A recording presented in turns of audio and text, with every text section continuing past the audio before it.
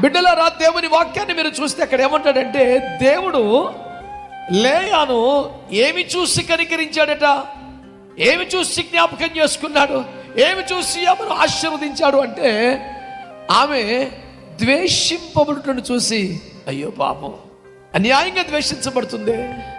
ఇంతగా ద్వేషించబడటానికి ఆమె కుట్రపూరితంగా ఏం ప్రవర్తించలేదే, తనకు సంబంధం లేకుండా జరిగిపోయిన కార్యక్రమాలు కదా, ఆ మాత్రానికి బిడ్డను ఎందుకంత ద్వేషించాలి అని ఆమె ప్రార్థనను బట్టో, సమర్పణను బట్టో, ప్రతిష్టను బట్టో, భక్తిని బట్టో, వైరాగ్యాన్ని బట్టో, ఇలాంటి విలువైన కారణాలు బట్టి దేవుడు ఆమెను చూచెను అంటే అది సహజంగానే ఉంటుంది. కానీ ఈరోజు నీ జ్ఞాపకం చేస్తున్నాను, నీవు ద్వేషించబడుటను బట్టి దేవుడు నీ వైపు చూస్తున్నాడట.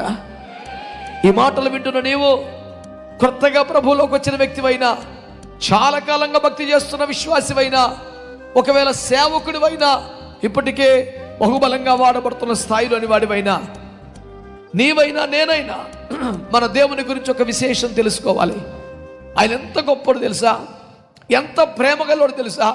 ఈ సమాజంలో దూషింపబడుతూ, ద్వేషింపబడుతూ, బాధింపబడుతున్న అనేక మంది న్యాయము చేయవలసిన అధికారుల వద్దకు వెళ్ళి అర్జీలు పెట్టుకొని, ఏమంటే చెప్పులు అరిగిపోయేలా తిరుగుతున్నా వారి వైపు తిరిగి చూడటానికి దిక్కులేని కాలంలో బ్రతుకుతున్నాం. కానీ ఎవ్వడికి చెప్పకుండా గదిలో పడి ఏడుస్తుంటే, నీవు ద్వేషించబడుటను బట్టి నిన్ను చూస్తున్న ఒక దేవుడు ఉన్నాడు.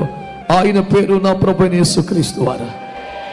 ఈ మాట ఎందుచేత చెప్పమని దేవుడు నన్ను ఒత్తిడి చేస్తారో నాకు తెలియదు. మీరు చిన్నవాళ్ళు, పెద్దవాళ్ళు, ఆడవాళ్ళు, మగవాళ్ళు, పాస్టర్ల విశ్వాసం నాకు తెలియదు. కానీ నువ్వు ఒకవేళ నిష్కారణంగా ద్వేషించబడుతూ ఉంటే, అన్యాయంగా బాధింపబడుతూ ఉంటే, నిష్కారణంగా అయ్యో భయంకరమైనటువంటి వేదన గురి చేయబడుతూ ఉంటే, ఇదిగో లేయాను చూసిన దేవుడు నీతో మాట్లాడుతున్నాడు. వారు బాధింపబడుటను, ద్వేషింపబడుటను చూచి తనను జ్ఞాపకం చేసుకున్న దేవుడు ఈ ఉపవాస ప్రతిష్ఠిత పండుగల్లో నిన్ను జ్ఞాపకం చేసుకోబోతున్నాడు. కారణం నువ్వేదో ఇచ్చావో, నువ్వేదో తెచ్చావో, నువ్వేదో చేస్తావని కాదు దేవుని వెళ్ళారా. ఒక మాట గుర్తుపెట్టుకోండి, నీవు ద్వేషించబడుటను బట్టే నిన్ను జ్ఞాపకం చేసుకుని నీ వైపు చూస్తున్న దేవుడు ఒకడున్నాడు. ఆయన పేరు మన ప్రభువైన యేసుక్రీస్తు వారు.